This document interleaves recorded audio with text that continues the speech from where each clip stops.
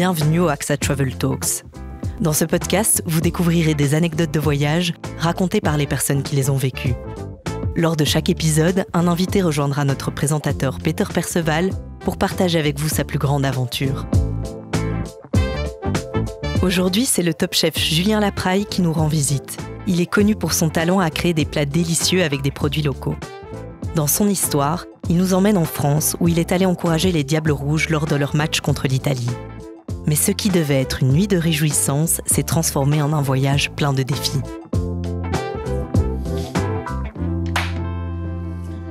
Bienvenue Julien Lapraille. Merci à toi en tout cas, Peter, de m'accueillir ici. Et quel honneur de t'avoir ici. À ce point-là? Oui. C'est gentil. Mais je vois votre travail, c'est dingue tout ce que vous faites là. Faut beaucoup d'énergie, mais beaucoup de passion. Et donc du coup, c'est vrai que ça fait déjà maintenant, on va dire 8 ans que je me donne, on va dire corps et âme, pour arriver à plein d'objectifs. Et donc voilà, il faut se donner, je pense. À part la cuisine, vous avez une autre passion? Oui. Donc c'est vrai qu'à part la cuisine, j'aime le foot. Oh là, je suis un grand sportif. Julien, mais c'est le foot qui vous a amené à suivre les Diables Rouges aussi de manière assez fanatique, je peux dire. Alors, de suivre les Diables Rouges et l'ensemble du monde sportif, surtout le foot, parce que c'est vrai que je suis un très grand acharné vraiment du foot. Vous étiez voir les Diables Rouges aussi dans un mauvais moment, je peux dire? Au départ, non, c'était un bon moment. Au départ. À la base, c'était un bon moment.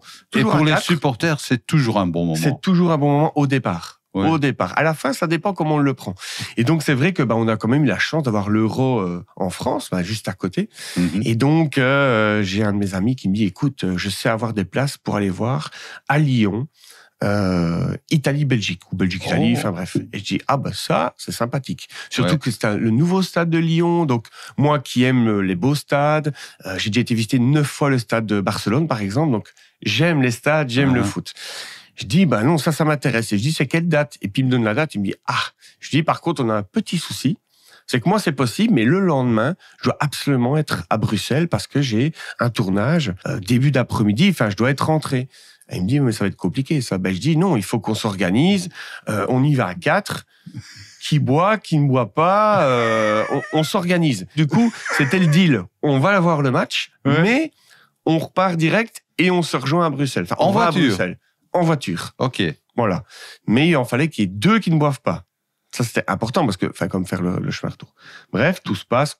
On monte à Lyon. Donc, c'est sur 36 heures, vous allez faire ça? Oui. Ok. Mais moi, j'ai peur de rien. Il faut se dire une chose, je n'ai peur de rien. Si j'ai envie de quelque chose, c'est comme dans la vie de tous les jours. Quand j'ai un objectif, il faut que j'arrive. Je dois l'atteindre. Je vois. Donc, c'est important. Okay. Et donc, du coup, tout était programmé, tout était clair, tout, nickel.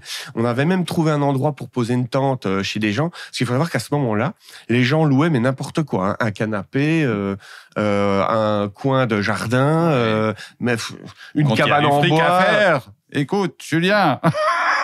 Je dirai rien de plus. Et donc, du coup, on avait trouvé un petit jardin et on avait payé mais cher. Et donc, du coup, nous voilà partis, tout se passe super bien. Hop, on arrive à Lyon. On arrive à la maison, donc surtout déjà le jardin il ressemble à rien, c'était pas grave, bref. De toute façon c'était pour 2-3 heures à peine, c'était histoire de se remotiver un peu. Et puis on va tout déposer nos affaires. Après on dit on va aller un peu visiter Lyon. Voilà, on n'avait pas beaucoup de timing. Je crois on était 4 heures avant le match. Okay. On dit c'est pas grave, on va aller voir dans le centre. Mais le stade de Lyon maintenant n'est plus tout près de Lyon en fait. Non, il est à l'écart. Ça, on avait un peu oublié ça. Et on avait oublié que le tram, il était tout nouveau. C'était fait exprès. Bref, en gros, rien n'est organisé. Et donc, du coup, on va faire la fête. Bien entendu, des Belges partout dans Lyon, des Italiens partout. Et l'avantage de ce style de supporter, c'est que tout le monde se mélange. C'est l'ambiance. Moi, c'était au tout début de ma personnalité, on va dire ça comme ça. Et les gens me reconnaissaient, malgré ma tenue de... Comment on appelle ça? De vrai supporter. Comment vous étiez habillé? Alors, décrivez-nous un peu. Il faut savoir que quand je suis un supporter, je suis un supporter. Je Oui, vais voilà. au bout des choses. Ouais. Le maillot, le petit grimage. Et alors, nous, dans notre région, du côté d'Arlon, souvent, on nous appelle un peu les sangliers. Ah les oui. Ardennais, les sangliers. Enfin, pas Arlon, plutôt Bastogne. Et donc, j'ai un ami, justement, qui avait fait faire des sangliers. Et donc, j'avais un chapeau sanglier.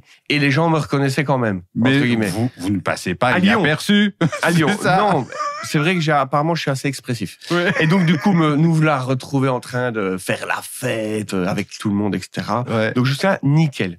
Après, on se rend compte qu'il reste 1 heure avant le match. On dit, on va peut-être quand même aller voir un peu ce qui se passe. Et donc, je reviens là-dessus. On ne savait pas qu'il y avait le tram à prendre et que c'était tout nouveau. Donc, on se rend compte qu'il y avait un temps d'attente dans le tram. C'était atroce. On se dit, C'était un mais là, petit tram. on va avoir un petit souci pour arriver à l'heure, je crois. Ouais. Donc, on décide de commencer à marcher. Au milieu de tout ça, on se prend un taxi. On met 15 € chacun. Il nous emmène à un endroit. Il me dit, oui, mais je peux pas aller plus loin parce que le stade est plus là. Vous devez... Enfin, on refait encore à pied. Bref, on arrive à la sortie du tram, une marée humaine. Et donc, voilà ce qui se passe. Et donc, on avait quand même fait la fête avant et on se retrouve dans le stade. Côté belge. Non, de l'autre côté des Belges. Mais c'était pas le clan italien, c'était le clan mixte. Et puis voilà, donc le match se passe. Bon, la petite parenthèse, c'est qu'on a perdu. Je le rappelle, hélas. Voilà, hélas, 2-0. Voilà, on a perdu 2-0. Et donc du coup, après le match, c'était bien de s'être amusé, etc. Mais il fallait quand même pas oublier le contexte. Bruxelles, Retour absolument. direct. Retour. Les 2 gaillards qui nous suivaient, qui nous attendaient, ils devaient absolument être nickel open. Ça, c'était bon. Ça, de ce côté-là, c'était nickel. Ok. Et puis alors, on leur dit, on va pas repartir sur une défaite. Il fallait qu'on gagne quelque chose. Donc, on se dit, on avait un peu faim avant éventuellement d'aller dormir 2 heures. On se dit, on va vite aller manger un bout, donc on se retrouve dans un bar avec des Italiens. Mais moi, avec mon chapeau de sanglier, mon maillot de belge, mon drapeau belge et mon maquillage, du coup, ils nous ont un peu chambrés. Donc, on a commencé à chanter. Et puis, ils ont chanté. Et puis, on a chanté. Ils ont chanté. Bref, on a chanté pendant 2 petites heures. Ouais. Ensuite, on a quand même été se reposer 1 heure. C'était à peine 1 heure parce que le timing était chaud. Et puis, alors ensuite, on s'amuse, on reprend la voiture, on charge tout, comme un peu, voilà. Comme ça, on met tous les sacs dedans. Le chauffeur, le premier commence à partir.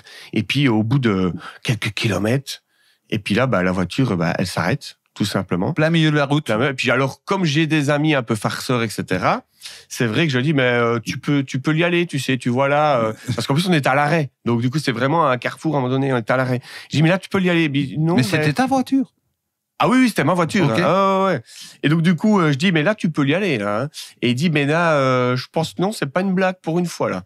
Et là, vu son visage, je sais qu'il ne ment pas, parce que ses amis, on les connaît. Donc, j'ai fait, là, je crois qu'on a un souci, puis on essaye. Bon, comme je suis un peu dans le milieu de la mécanique, j'essaye d'éventuellement, mais bon, c'est impossible. Avec le côté électronique maintenant, c'était trop compliqué. Donc là, il y avait 2 solutions. C'était appeler l'assistance, en sachant, l'avantage que j'ai, c'est que je connais un peu le milieu, comme je l'ai dit. Et donc, du coup, je savais qu'ils ont 1 heure pour arriver. Mais moi, attendre encore 1 heure avant de repartir et éventuellement d'avoir une voiture de remplacement. Bref, c'était beaucoup trop long. Je calculais mon timing, j'étais déjà 2 heures en retard. Et là, je me dis, il y a vraiment, vraiment un problème. Donc, il y a le stress. Le stress qui monte un petit peu. Et là, j'ai un de mes amis qui dit, toi, t'as qu'à prendre le train, on reste là avec ta voiture, on s'arrange avec le dépanneur, on voit un petit peu, et toi, tu pars. Mais vous étiez en plein milieu de la route, donc il fallait aller à la gare. Alors, du coup, même là, j'ai pris un taxi. Hein. Donc, du coup, mon ami, parce que moi, je suis nul en... Ah oui, alors il faut savoir que tout ce qui est smartphone et tout ça, je suis naze. Donc, ça veut dire que je sais pas réserver mes vacances par Internet, je ne sais rien faire. Donc, du coup, coup de bol, un de mes amis, lui, est fort là-dedans. Donc, il s'est amusé à me trouver là. Tiens, tu peux avoir à telle heure un TGV qui t'emmènera jusque Liège. Ensuite, tu prends un taxi, tu te démerdes, quoi. Donc, du coup, à ce moment-là, lui, le temps que moi je prenne le TGV, je dis écoute, trouve-moi une solution pour avoir un taxi parce que si j'en ai pas là-haut, j'ai l'air con. Et donc c'est de là que lui s'est amusé à me trouver aussi un taxi parce que maintenant on sait s'amuser à avoir des taxis. Et donc ils m'ont bloqué un taxi. Et donc voilà la situation. Et que eux, de toute façon, ils avaient 2-3 jours de dispo parce que eux ne travaillaient pas. Ce qui s'est passé, donc bien sûr, je suis arrivé avec 2h30, 3 heures de retard. C'était logique, avec tout ça. Et alors le petit truc marrant, c'est que j'étais toujours avec mon sanglier. Toujours en costume. Mon sanglier, mon grimage, dans le train, dans le taxi, dans le train. Mais j'avais prévenu que j'arrivais d'une façon un peu, voilà quoi. J'avais juste des tenues. Et donc du coup, ils m'ont organisé une douche, ils m'ont organisé des essuies, tout ce qui va avec, etc. Okay. Et donc moi, j'ai laissé mes amis à Lyon. Avec la voiture, tout le bazar, et j'ai dit, démerdez-vous, quoi, je veux dire. Et la voiture, qu'est-ce qui s'est passé? Et la voiture, donc du coup, ils ont dû commencer à s'arranger avec l'assurance, etc., pour justement être rapatriés, tout ça. Eux, ils sont revenus 2 jours après, mais ils s'en fichaient. Eux, de toute façon, ils avaient prévu 3-4 jours, donc du coup, ils étaient tranquilles. À Lyon? Pas spécialement à Lyon, vu qu'on allait à Bruxelles, mais ils avaient justement bloqué 3-4 jours, et ils ne travaillaient pas. Donc, ils étaient à l'aise. Donc, c'est pour ça que j'ai eu la chance que eux ne travaillaient pas, que j'ai pu laisser la voiture là-haut et mes amis là-haut, quoi. Okay. Et donc voilà, donc ça fait partie vraiment des folies que j'ai pu avoir. Voilà, comme quand on était par exemple à Marseille, pour rester dans le foot, le truc aussi, c'est que en repartant, on a quand même perdu 4 heures. Pourquoi? Parce qu'on m'avait enlevé mes rétroviseurs. Donc j'ai dû trouver un espèce de garagiste de nuit d'assistance pour me retrouver 2 carreaux parce que c'était impossible à repartir, quoi. Et donc là aussi on avait perdu 4-5 heures pendant cette nuit-là, et ça c'était à mourir de rire. Et là c'est pas moi qui roulais, mais c'était ma voiture. Et donc on avait trouvé entre guillemets ce système-là, d'avoir trouvé un dépanneur entre guillemets de garde pour nous retrouver 2 carreaux. Et comment est-ce que je savais ça? Parce que ça, je ne pense pas que tu es au courant. Mes parents sont dans l'automobile. Ah d'accord. Et mes parents sont dépanneurs. Et donc, je savais que si je téléphonais, que j'expliquais mon cas, il y a un dépanneur de nuit, comme le système, entre guillemets, avec la voiture que j'avais en panne. Là, c'était trop risqué. Pourquoi? Le temps qu'ils acceptent que j'ai une voiture de remplacement et tout ça, je savais que je perdais trop de temps et que je serais en retard à Bruxelles. Okay. Donc, le fait de connaître un peu le milieu m'a facilité, entre guillemets, de résoudre le problème. Voilà, très bien. Fascinante histoire, Julien. Mais j'ai encore quelques questions à vous poser pour clôturer. Oui. Donc, est-ce que vous avez un tuyau ultime pour partir en voyage? Déjà, clairement, c'était sûr d'être assuré. Ça, c'est une logique. Moi, alors, je suis comme je suis, mais quoi que je fasse, où que j'aille, d'office, je me renseigne en cas de problème si j'ai tout qui est bien organisé. Parce que voilà, j'ai un agenda quand même assez, on va dire, compliqué, donc il faut vraiment qu'il m'arrive pas grand-chose ou que ça soit organisé. Donc c'est avoir les bagages remplis, au-delà des affaires, remplis de solutions en cas de problème. Ok. Et quelle destination est encore sur votre bucket list? La destination que j'ai envie de faire.